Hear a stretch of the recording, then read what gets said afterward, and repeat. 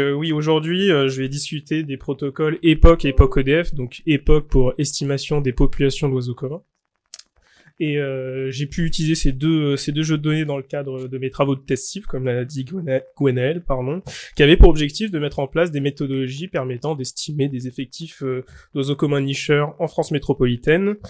J'aurais bien voulu vous faire un petit contexte plus détaillé, mais ça a déjà été fait par Stanislas, donc j'ai un petit peu skippé cette partie. Mais je vais juste revenir sur le point à droite. Le pointeur ne marche pas. Sur le point à droite où la LPO, en tant que membre du groupe de coordination qui a été mis en place pour répondre à la directive oiseaux, avait comme principal objectif de mettre à disposition des jeux de données permettant d'assurer le suivi de l'abondance et des distributions des populations d'oiseaux sauvages présents sur le territoire. Et armés de leur expérience lors du précédent Atlas, donc du précédent rapportage, le CEPO, pour le comité d'estimation des populations d'oiseaux, avait déterminé que 70% des espèces nicheuses en France, donc 213 sur 292 espèces, possédaient des estimations de taille de population qui étaient considérées comme médiocres ou moyennes, soit vis-à-vis de la quantité de données qui avaient été collectées, soit vis-à-vis des méthodes d'estimation qui avaient été mises en place. Et donc, afin de contrecarrer ce constat, la LPO a décidé de recourir aux sciences participatives afin d'assurer le suivi de l'avifaune française. Pour cela, elle a mis en place ces deux protocoles, EPOC et EPOC-EDF, qui reposent sur un socle commun où on demande aux observateurs de faire des points d'écoute de 5 minutes où ils sont censés renseigner l'ensemble des individus qu'ils ont pu détecter au cours de ce temps imparti, tout en renseignant des informations comme la localisation des individus détectés qui vont permettre de déterminer des distances séparant l'observateur aux différents individus. Ils pouvaient le faire directement sur le terrain au travers de l'application smartphone naturaliste ou a posteriori en rentrant ces informations sur le portail de données Faune France. Ces deux protocoles se distinguent de par la stratégie mise en place pour collecter les informations. On avait d'un côté le protocole EPOC qui laissait le libre arbitre aux observateurs pour collecter de l'information où ils le voulaient, quand ils le voulaient, avec une non-obligation de réalisation de réplicas temporels, donc de revenir plusieurs fois sur un même site. Et de l'autre côté, on avait le protocole EPOC-EDF qui était beaucoup plus structuré, où on demandait aux observateurs d'aller prospecter des sites qui avaient été sélectionnés en amont par tirage aléatoire. Sur chacun de ces sites, de réaliser jusqu'à 3 visites par saison de reproduction, et sur chacune de ces visites, de réaliser 3 points d'écoute successifs, donc 3 époques. Donc au final, on pouvait se retrouver avec des sites EPOC-EDF avec cumulant un total de 45 minutes d'effort, ce qui est assez conséquent. Et si on regarde le bilan des données collectées par l'ensemble de ces protocoles entre 2021 et 2023, on peut voir que le protocole EPOC avait collecté un peu moins de 95 000 points d'écoute sur cette période, tandis que le protocole EPOC-EDF avait cumulé un peu plus de 27 000 points d'écoute. Donc on a une différence à peu près équivalente à 3. Équivalente à 3. Et on peut voir sur la cartographie de droite qui montre la distribution spatiale de ces deux jeux de données qu'on avait une couverture qui était assez satisfaisante, avec certaines zones comme le nord-est de la France ou le pourtour méditerranéen qui étaient beaucoup mieux prospectées par les jeux de données EPOC. Cette cartographie et ce bilan montrent bien le compromis qu'il y a dans les protocoles de sciences participatives entre la mise en place d'un protocole dit standardisé qui va permettre une collecte d'informations homogène, que ce soit spatialement mais aussi temporellement, mais qui, de par la quantité de contraintes qu'on impose aux observateurs, va engendrer une faible quantité de données. Et de l'autre côté, des protocoles beaucoup plus attractifs, qui seront moins contraignants avec moins de règles, qui vont, eux, engendrer énormément d'informations, mais une information qui va être potentiellement biaisée, soit spatialement, soit temporellement. Et donc mes travaux de thèse s'inscrivaient dans ce contexte précis et essayer de répondre à la question suivante, de savoir si on pouvait recourir aux sciences participatives afin d'évaluer précisément les effectifs d'oiseaux communs nicheurs en France.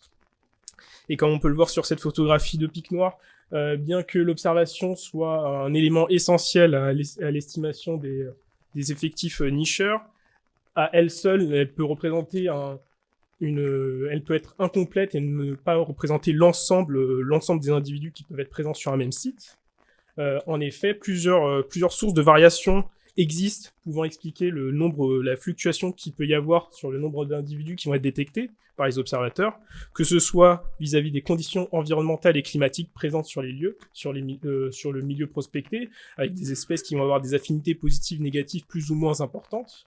Une autre source de variation est, elle, liée à l'activité, donc c'est-à-dire la présence sur le site des individus lorsque l'observateur s'y rend, où on peut voir ici une fluctuation de l'activité en fonction de la saison, avec l'arrivée et le départ d'individus migrateurs, mais aussi on a cette fluctuation au cours de la journée, avec un optimum en début de journée durant le chorus matinal.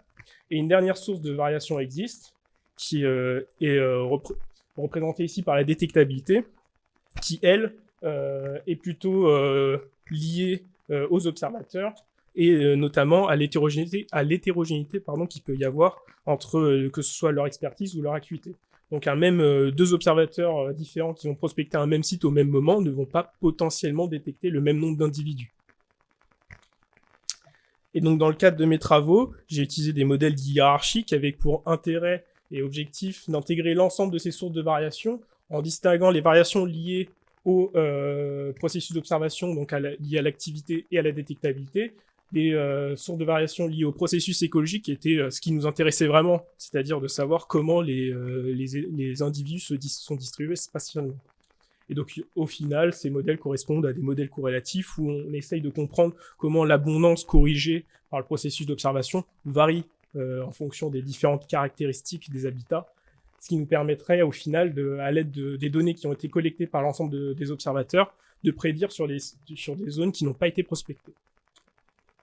Et donc, ça a déjà été présenté par Jérémy, mais voilà la carte un peu plus grosse des résultats de la fauvette à tête noire, où on a une représentation du nombre de couples potentiels selon une résolution de 4 km². Je vois pas s'il y a 3 minutes. Ok. De 4 km². Et on obtient au final des estimations nationales en faisant le cumul des pixels de la carte. Donc on peut voir que le protocole EPOC-EDF avait estimé environ 8,6 à 10,4 millions de couples potentiels pour cette espèce, comparé aux estimations du précédent atlas mis à jour avec les données du stock EPS. Et donc au final, le protocole EPOC-EDF a estimé des effectifs nicheurs pour 54 espèces communes, et pour rappel, 54 n'équivaut pas à 213, donc il y a encore beaucoup de travail à faire. Et ça tombe bien parce qu'il y a plusieurs pistes d'amélioration qui sont disponibles et possibles, notamment la prise en compte des espèces grégaires qui, de par leur comportement au cours de la période de reproduction, vont potentiellement impacter la probabilité qu'ils soient détectés ou non par les observateurs. Mais aussi une autre piste d'amélioration serait d'utiliser plus de données.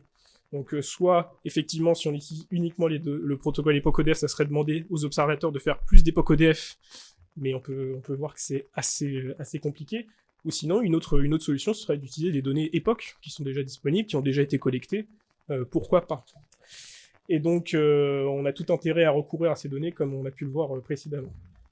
Et donc, ça a été un autre objectif de ma thèse, d'utiliser des modèles dits intégrés, qui conceptuellement consiste à considérer qu'un même processus écologique est observé par on va dire collecté par deux sources de données différentes.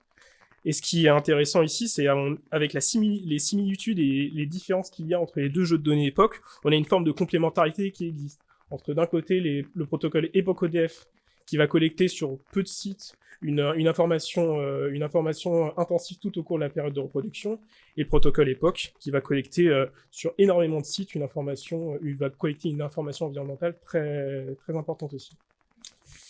Et donc au final, sur des travaux qui sont sortis récemment, on a pu voir que ce type d'approche permettait de réduire l'incertitude l'incertitude sur les paramètres qui étaient liés à la distribution d'abondance. Concrètement, ce que ça veut dire qu'on va pouvoir affiner les estimations des effectifs nicheurs, mais aussi augmenter le nombre d'espèces, donc essayer de rejoindre un peu plus ces 213 espèces.